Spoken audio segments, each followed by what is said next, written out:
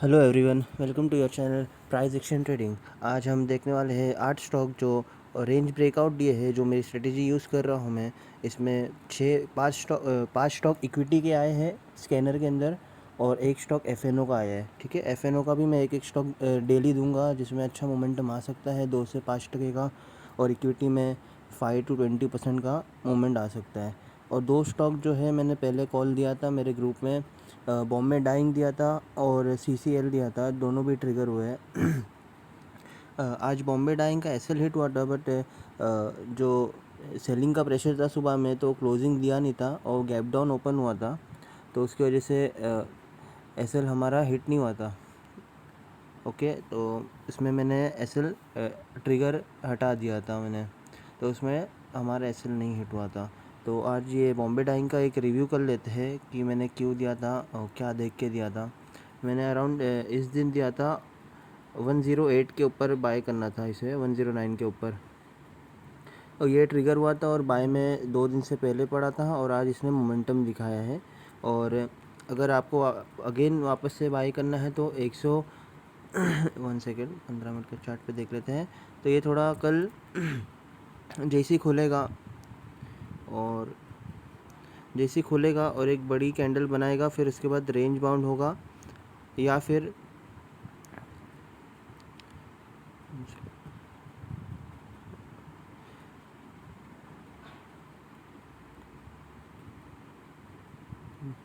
Okay या फिर ये साइडवेज ही होके 12 बजे के बाद एक बड़ी कैंडल बना सकता है।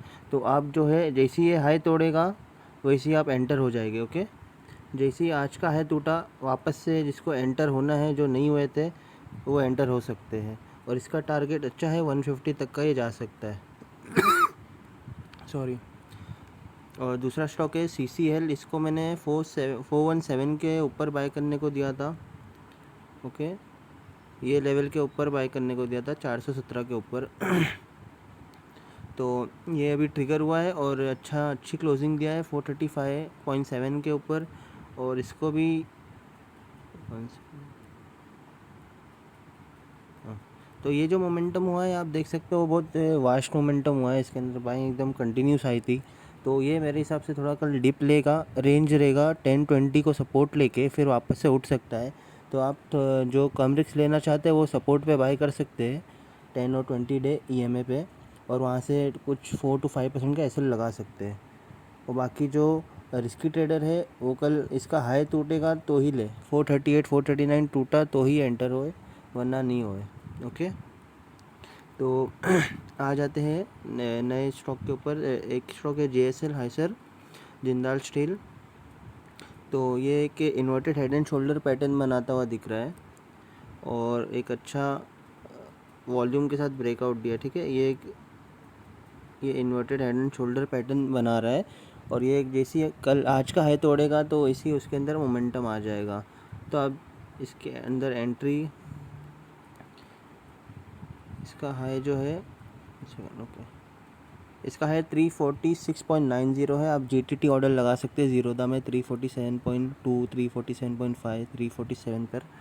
जैसे ही इसका हाई तोड़ेगा एंटर करना है।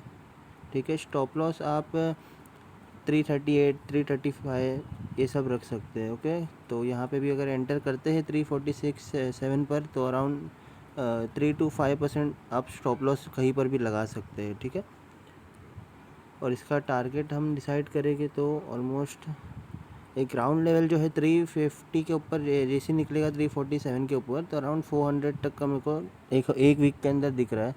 ठीक है, 400 तक का टारगेट इसका अपन पकड़ के चल सकते हैं। तो अपसाइड इसका अराउंड 14 to 15% है, SL 3 to 5%। ओके, और नेक्स्ट स्टॉक देख लेते हैं SPIC स्पाइक।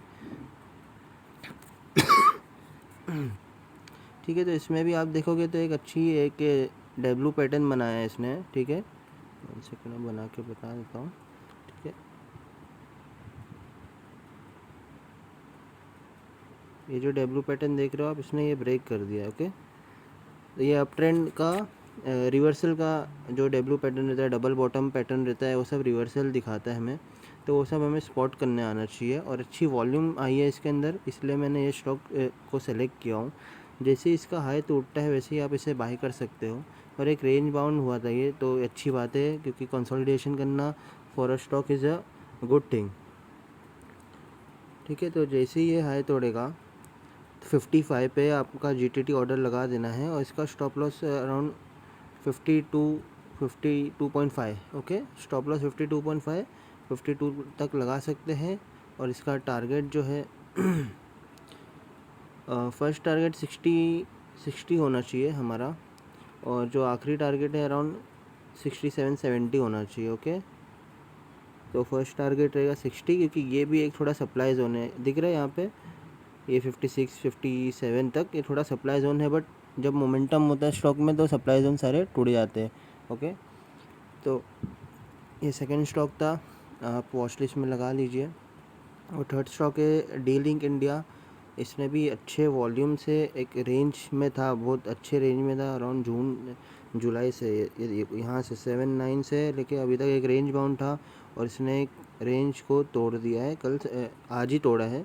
तो इसको भी एंटर करना है, तो अराउंड इसका हाई टूटेगा इसी आपको एंटर कर लेना है 175। ठीक है, जीटीटी लगा दीजिए 175 पे, और स्टॉप लॉस अराउंड इसका ये रेंज के नीचे ही लगाना। उस ये रेंज टूटती है तो फिर आपका एग्ज़िट हो जाना 165.65, या तो ज़्यादा से ज़्यादा 165 आप लगा लीजिए। ओके, तो 165 का एसएल रहेगा डीलिंग इंडिया में, और इसका टारगेट हम देखेंगे तो अराउंड 175, पहला टारगेट 200 रहेगा, उसके बाद में 225 या 230 तक। ओके, तो 20-30% इसमें अपसाइड मेरे को दिख रहा है। और उसके बाद नेक्स्ट स्टॉक में आ जाते हैं गति लॉजिस्टिक का है, इसकी लॉजिस्टिक कंपनी है, एक फंडामेंटल या लॉजिस्टिक कंपनी है ये। तो इसके डेली चार्ट पे आके देखोगे तो ऑलमोस्ट सिमिलर पैटर्न ही है। ये भी एक जून जुलाई से कंसोलिडेट कर रहा था एक रेंज में, यहाँ पे सप्लाई जोन था इसका, यहाँ पे रेजिस्टेंस था 180 175 180 पे आके सस्टेन नहीं करता था और गिर जाता था। ठीक है, तो अब यहाँ पे एक अच्छा मोमेंटम किया और ये सस्टेन हो रहा है। डेली चार्ट पे देखोगे तो ये दूसरा दिन है जो सस्टेन कर चुका है और अच्छी वॉल्यूम आई है इसके अंदर। इसी हाँ, वॉल्यूम देखो कितनी अच्छी आई है। तो यहाँ पे हम लोग छोटे टाइम फ्रेम में आके देखते हैं। ठीक है, तो ये 15 मिनट का टाइम फ्रेम है। अपनी एंट्री पॉइंट बनेगी 206.5 पे। जैसे ये ब्रेक होता है एंटर करना है, जीटीटी लगाना है। उसके बाद स्टॉप लॉस अराउंड मैं 5% मैक्सिमम प्रीफर करता हूँ, उससे ज़्यादा स्टॉप लॉस लगाने की ज़रूरत नहीं रहती। तो 196 पे आप स्टॉप लॉस लगा सकते हैं गति का। और इसका टारगेट जो है 230 तक का आप ले सकते हो कि 10% अपमूव इसमें और आ सकता है। ठीक है, कि और ये ऑलरेडी थोड़ा यहाँ पे अपने को एंटर होना चाहिए था अराउंड 10 मूविंग एवरेज, तो अच्छा अपने को 30% तक का मिल जाता। ओके, तो ये इसकी रैली थोड़ा मिस हो चुकी है हमारे से, तो 1-2 और दिन बुलिश होगा तो वो अपन रैली 10-15% कैच कर सकते हैं। उसके बाद आता है शाल पेंट।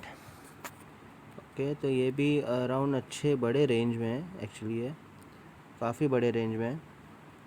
ठीक है, तो इसमें जो ब्रेकआउट होगा ना वो बहुत अच्छा ब्रेकआउट होगा। वीकली चार्ट पे तो अराउंड बहुत अच्छा टारगेट दिख रहे हैं, बट अराउंड 1 to 2 मंथ का आप पकड़ोगे तो ये 200 तक भी जा सकता है। ठीक है, अपन शॉर्ट टर्म का देख लेते हैं डेली पे इसकी एंट्री आज के हाई पे ही है। ओके, आज की वॉल्यूम भी अच्छी आई है। ये जैसे 117 पे आप जीटीटी लगा सकते हैं, ये पॉइंट टूटा तो आपका स्टॉप लॉस आ जाएगा अराउंड 111। ओके, 111 का आपका एसएल रहेगा, और आपका टारगेट इसमें अच्छा मिल सकता है अगर अच्छी वॉल्यूम के साथ ब्रेक किया इसने। तो फर्स्ट टारगेट तो 150 मेरे को दिख रहा है, 150 तक का जाएगा। उसके बाद 200 भी जा सकता है, बट थोड़ा डिप लेके ही जाएगा जैसा अप ट्रेंड में चलता है। ओके, 20% 30% अप मूव करेगा, फिर 10-15% रिट्रेस करेगा, फिर अगेन 30% का अप मूव देगा। तो शालिम पेंट्स आप वॉच लिस्ट में लगा सकते हैं।